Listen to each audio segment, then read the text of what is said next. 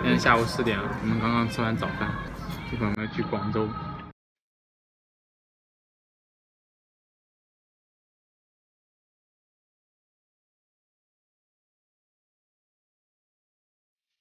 他腿好长啊！什么 LV 啊、香儿啊，什么牌子都有，我都认不全这些牌子。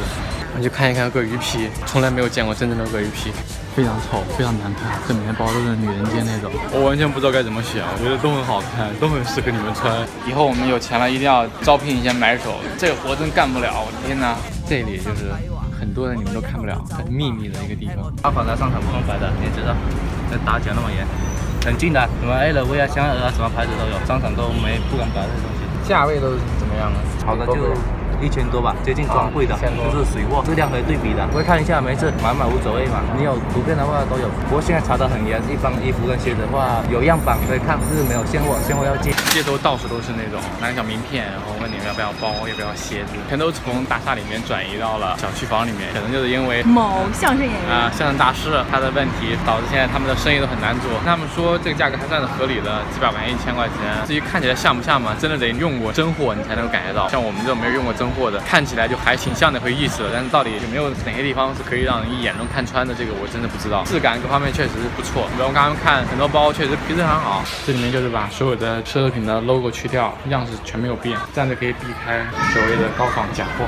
很多有钱人反而不在乎这个真假问题，他觉得他们那个圈子里面很多人认不出来的嘛。但这肯定是莆田鞋，品质很高啊。怎么看得出品质很高？不是那种地摊的那种鞋的品质，其实就是它的面料啊、皮质用的。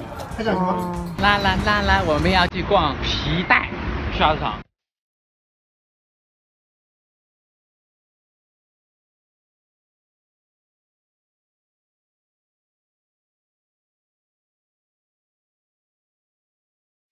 我去看一看鳄鱼皮，从来没有见过真正的鳄鱼皮，这都是真的。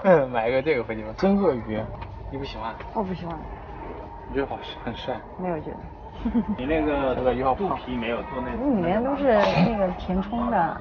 那很萌啊你。乖。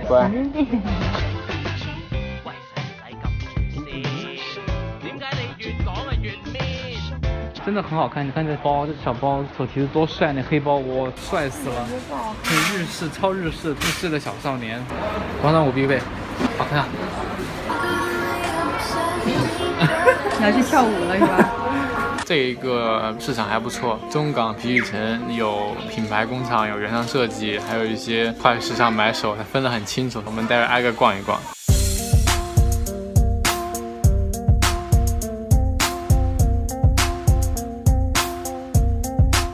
里面还有个内袋，麻布的内袋，这个是手提的，不是单件的，都是带内袋的。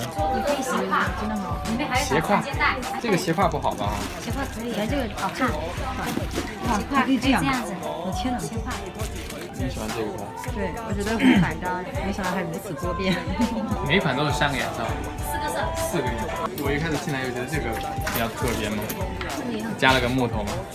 这个好看，超酷，这个好好看，卖的好好。这个有塞包吗？对。什么时候可以掉色？不会，它本身的颜色用几百年之后还是这色，只是说它会光泽会没这么光泽。所有包都是单肩斜挎手提包，而且它里面的比较好的是里面用的是麻，摸起来有手感不错。很多包里面用的是那种滑溜溜的那种布，像西装的面料。这个包特别酷，这个包是打开以后可以开很大，可以放很多东西。是个纸袋，牛皮纸，而且防水。哎，这条街有点那个意思啊，感觉很老。都影到個相機冇晒電，大家仲一齊儲錢，永遠做事都會為對方行先。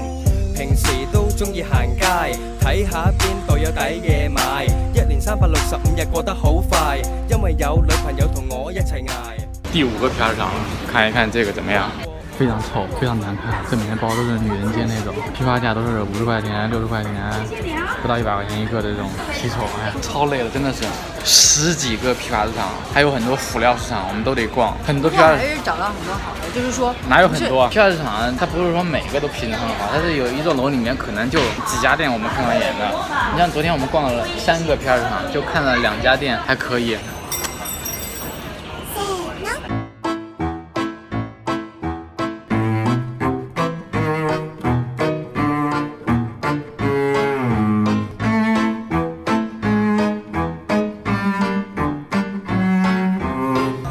场感觉高级很多。你看这装修，还有风车，你看这那个门好帅。哪帅了？没见过世面。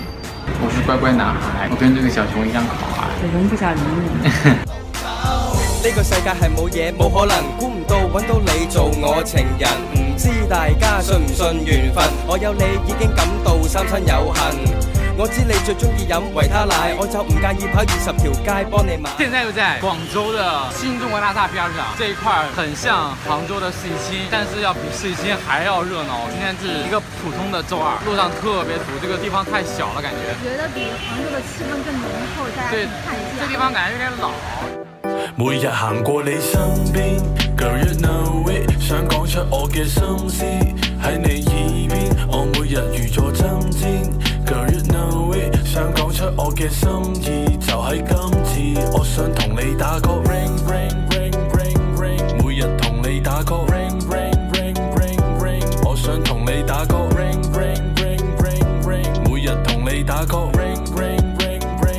真的看得眼花缭乱了，我的审美真的来不了。我觉得每家店都好看，随便挑一挑都能整个1、2套给你搭。我觉得它这里面和杭州的有不同。杭州是纯电商的这样的思路，广州这边大部分都是实体店。这些工厂生产这些衣服了以后，它只是为了服务这些供应商，就他们的一些实体店，它不零售，而且它不会在现场卖。这些款呢，还真的只能碰运气，你在网上绝对搜不到的。我还挺想买，很难。我们今天感受一下这边的这种审美，回头我们聊一聊工厂有没有哪些工厂，我们再看有没有可能合作。这边反正都是批发，我们现在也很难说批发一堆衣服回家，压力还蛮大的。让我非常诧异的是，这个商场居然只有3层。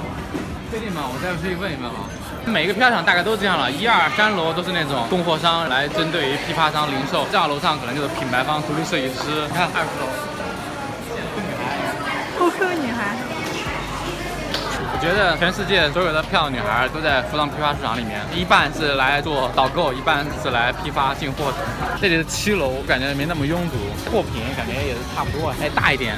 下面那个超小，走一圈吧。只係想測試我對你嘅耐性，無論幾多爭執，最後床上解決。我諗呢個就係愛情。中意你着呢士邊，揸住馬尾辮，噴暈你那香水，播住80年代嘅 R&B， 然後擘開你雙腿。雖然我平時好酷，但會為你做個暖男。食外賣唔夠健康，咁就為你準備3餐。這邊都是外貿的，全部都外貿，大歐碼。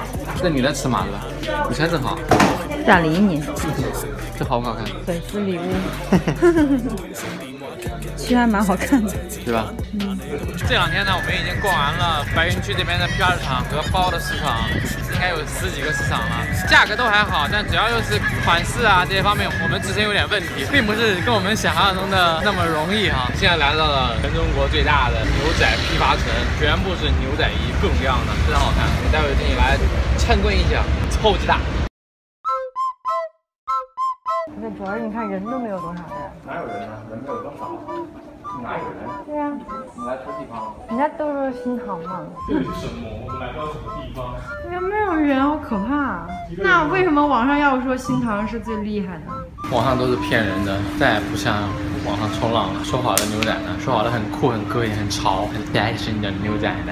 说这边的批发厂全部搬迁，搬到湖南和广西那边。我之前查的时候，我以为只是说工厂搬过去了，谁知道批发市场也搬。批发市场为什么要搬呢？无所谓了，坐地铁坐了2个多小时，坐到这个地方来，然而他全搬走了。我内心很平静，毫无波澜，大不了再坐2个小时地铁回家呗。哪有家呀？我已经把宾馆当成家了。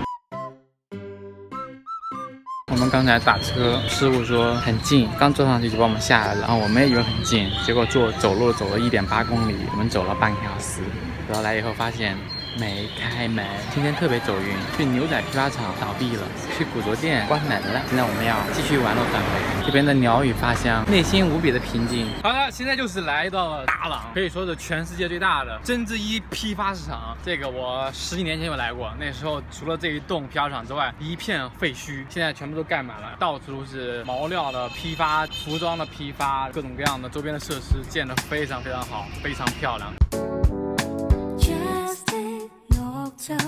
聽到這裏心裏感覺只有美好，每天共對，相對早的奔波晚嘅你我，你早已滲入我的所有。如果你要離開，再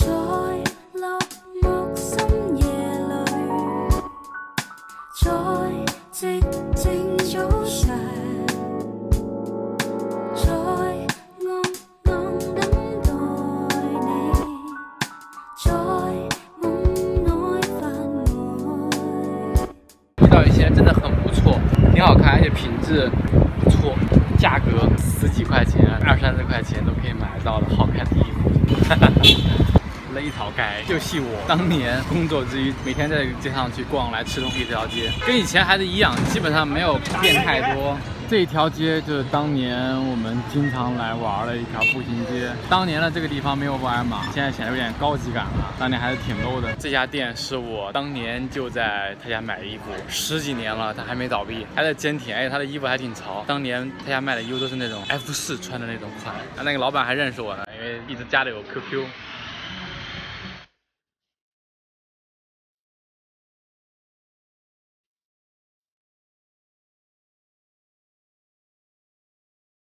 他们家的衣服的风格还没变，还是这种，当年就很这种风格。这家店是我们这个镇子里面最潮的一家店，放在当年是最潮了，现在我不知道，时代变迁10几年了。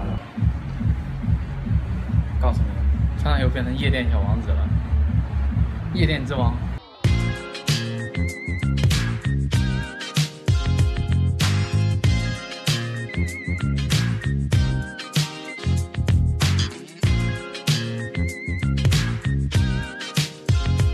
这个厂就是给那种知名品牌代工的，不能说很多的品牌方定做的嘛，所以根本市场上是没有的，除非等它发售以后，你会在他们的店铺里面能看到。我们从这里面选到我们觉得喜欢的，直接生产加工就可以销售，你不用自己去设计了，人家设计师整天在开发一些各种各样的新款，完全可以满足你所有的一切需求。有个希望在梦幻虚拟世界游走，变变变变变，尽管时间把年华统统带走。白长梦是一个回忆里的果冻，变变变变变，我是船长，把你带到 UFO。一堆的色卡，这个是国外的羊，各种羊毛，很多很多种。看着呢。我肯定分不太出来，因为它这个太多了，我的专业能力还是不太有。这可不是一天两天就学完的，人家的专业设计师才能够把这些东西都了解。每一种材质的特征做出来的衣服，它的缺陷你都得了解，这哪是随便就能学会的。这次去广州呢，待了2周，感受很深。我跟彩我们俩跑了很多地方，结果并不是很满意，我们遇到很多困难，确实对我们做电商还蛮有影响的。看了一些还不错的，但都没有合作，因为有很多原因，给大家一条一条讲。第一个呢，就是之前我们一直在说，我们去批发市场给大家找一些好的东西，因为批发市场算是一个产品的汇集嘛。我们逛了10几个批发市场，也跟很多业内人在聊嘛。我们最后就发现，批发市场没有最新一季的衣服，很有意思吧？最新款的东西一般呢，工厂会在生产出来一段时间以后，先给品牌方，或者说先在自己的店铺里面先卖了一段时间以后，再把这些货放进批发市场，中间有可能就是1到2个月的周期了，就导致了我们拿不到新货。你们也不想买一些已经被淘汰的不流行的东西了吧？第二个问题呢，就是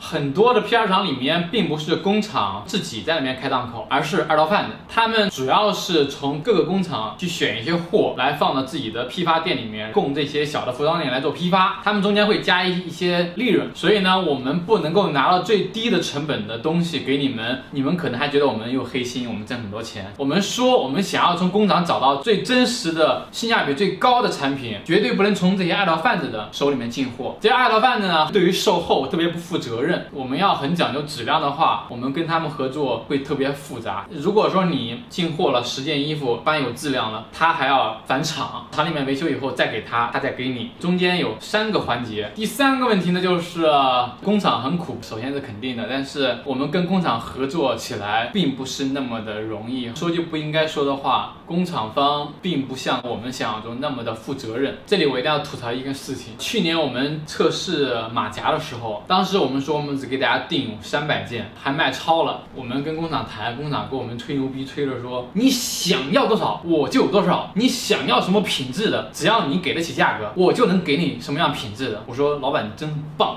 我想要品质好一点的，我要进口羊毛皮，做工做好一点。这是我们第一次测试，很认真很严肃。然后我说我们要不要签个什么东西，老板特别大气，不用签，我们的信你放心，我在这地方做了10几年啊，我们合作，哎呀工厂特别多，我到处都是我的人，你放心，我们做生意讲的就是良心。我特别感动。那时候吵架我们俩一起去，感动的要死。我说工厂挺好谈的，带我们去参观工厂，带我们去看那个皮毛，非常好，特别漂亮。我们就先订个300个，如果卖不完呢，到时候我再返给你，反正冬天你们也好卖。他说好，没问题，放心，我们这每天都在卖好几千件，你卖不完的尽管拿回来给我退。我说好，特别感谢。我们就回去了，交了钱了。第一批等了1星期，给我们来了30多件还是60多件。当时我们有一个后期小姐姐跟我一块儿在做质检，我说我来检，你来帮我叠，搞了2、3天吧。第一批还好，就淘出来了几件质量不合格的，然后我说给你退，好退，邮费你自己承担。我说行，没问题。第2批催说什么时候出来？他说哎呀，现在年底了，人不够，真的没有时间。你要早定的话，我们早就能做出来。我说大哥，你不是说你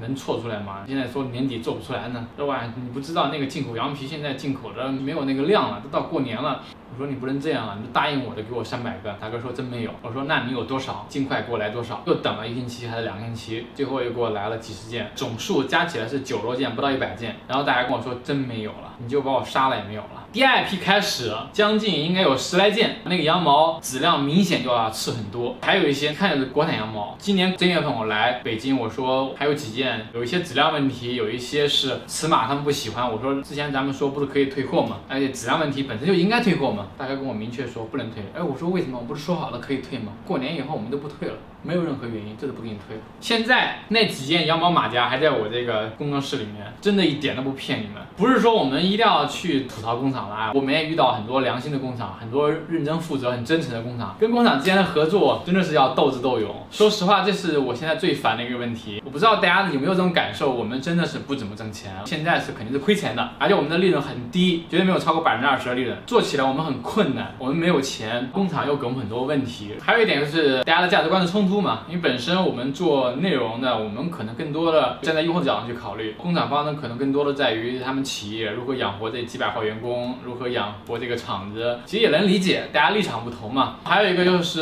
生产周期的问题。之前我们聊网红的时候，那时候就聊过，说为什么网红的衣服要等很长时间，要预售，生产周期有限的可能要10天、20天、30天，甚至2个月。预售呢很方便，就是你先把钱进来，我现在有钱去订货，我又有钱，我又有时间，工厂可以很好的去循环这个周期。然而我们呢没这么干。我当时觉得这个模式呢，虽然说也有很多人认同，最起码大家去买网红店的人都是认同的吧，可能内心里面你不赞同，但是你买了，你至少是认同的吧。我认为这个很不合理，因为我觉得现在这个互联网时代大家都不愿意等，这个事儿是我目前无法接受的。从一开始呢，我们就不做预售，我们最近做了2批货，都是一点点的货，因为我们没有钱进货，就这么简单。我也很抱歉让你们来看，结果没有买到，我真的不是在做饥饿营销，我没有那么恶心。如果做预售呢，就会遇到说，比如现在你们有1000个人，我现在可以订1000甚至1500个，这个时间呢，我算可能10天左右。如果说工厂方给了我一批货，但是里面可能会掺了300件质量不合格的，我不能把这300件卖给你怎么办？我只能退回去，工厂要维修，要重新做。原计划我给你们答应的10天，现在因为工厂的原因要推迟5天，这算是我的违约。所以呢，预售呢我们现在没法做。第5个问题就是很多工厂是不具备研发和设计能力的。之前我就懂，当年我家做小工厂的时候，我们都不具备这种东西，我们只是一个代加工，就别人拿板来，我们给大家做。这里面涉及到的一个问题就是，我们想要给大家找一些又好看又性价比又高的，所以呢，我们还要找一些多少有一些设计能力的，甚至有一些研发能力的工厂，还要能满足这个产量的，还要能满足质量的，还要跟我们气质合的，你知道吗？这种工厂很难找，真的不是故意吐槽。你们看我们的电商没卖东西或者卖的很少，但是我们的工作一直都没有停，一直都在推进，只是我们现在人少，就1、2个人，推进有点慢，真的很抱歉。不过呢，我还是蛮有信心的，别的我不敢吹牛，至少这帮网红电商我还是能颠覆的。还是我们一直说烂的那句话，跟杭州那些电商网红比，我们的产品绝对要比他们好很多，我们的价格一定会比他们便宜更多，以及我们的服务也会争取做的比他们要好很多。如果达到这些东西，我绝对不会做电商，我只要做了，我绝对能够超越他们，请放心，拭目以待吧。接下来呢，我们的线头计划呢会继续的走各种工厂，也会拍一些新的节目，我们会一点点推进，可能有点慢，线头计划会继续。拜拜。